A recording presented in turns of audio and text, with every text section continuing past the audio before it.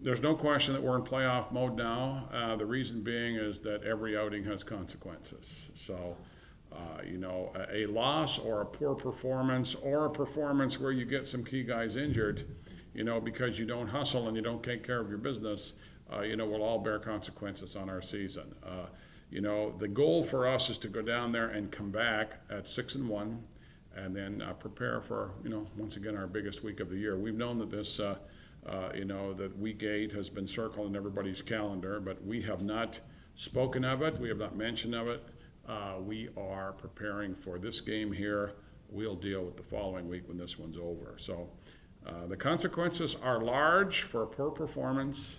Certainly a loss would be devastating. Okay, and then also you want to come out of it, without too many guys nicked up. It's interesting. In the blink of an eye, these two guys are in their 4th year. It just seems like yesterday that the two of them marched into my office here with their parents in hand, just after the arc had opened. Actually, they came in. They were part of that recruiting class. Both guys have certainly had their moments as Queens football players. Corey was right in the hunt for the sack title. It was interesting because the position coach last year was Leroy Blue, and it was Leroy's sack total that was on the line for the breaking. And I'm pretty sure that if Corey had been able to play in that Toronto game, he may have broken Leroy's record here at home. So that would have been interesting. Aaron is one of those guys who's a multi-talented guy, and he's worn many hats.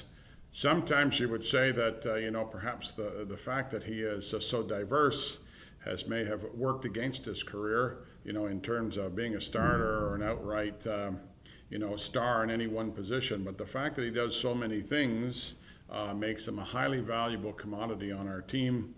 Both these guys are great students, one in engineering, one in kinesiology. Aaron looking forward to a career in medical school in the future.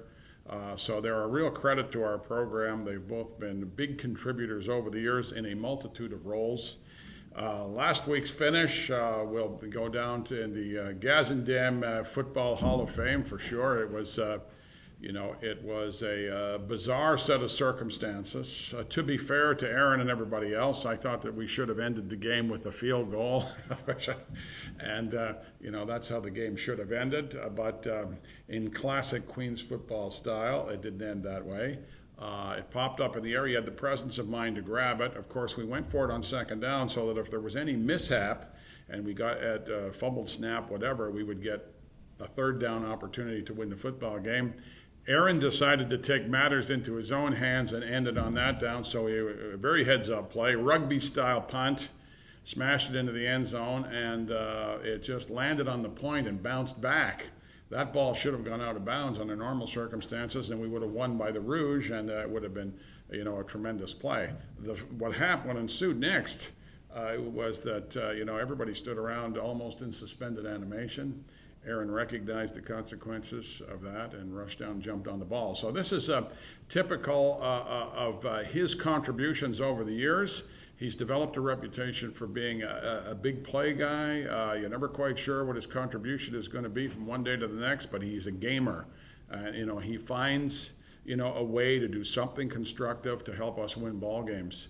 And Corey, now his statistics probably this year are not as, as big as they were last year, but, I think as a team, what I'm counting on is that we're going to peak as a team over the next 2 or 3 weeks.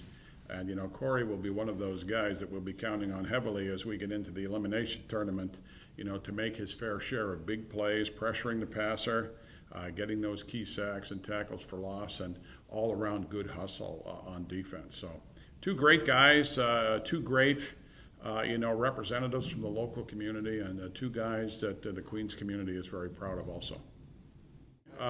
This weekend, throughout the better part of the last 50 years of my life, has been basically surrounded around family, food, and football. And on behalf of everybody here at Queens Football, we would like to extend best wishes to all of our supporters and all of our Queens community for a great Thanksgiving weekend. May you have family, food, and football in abundance.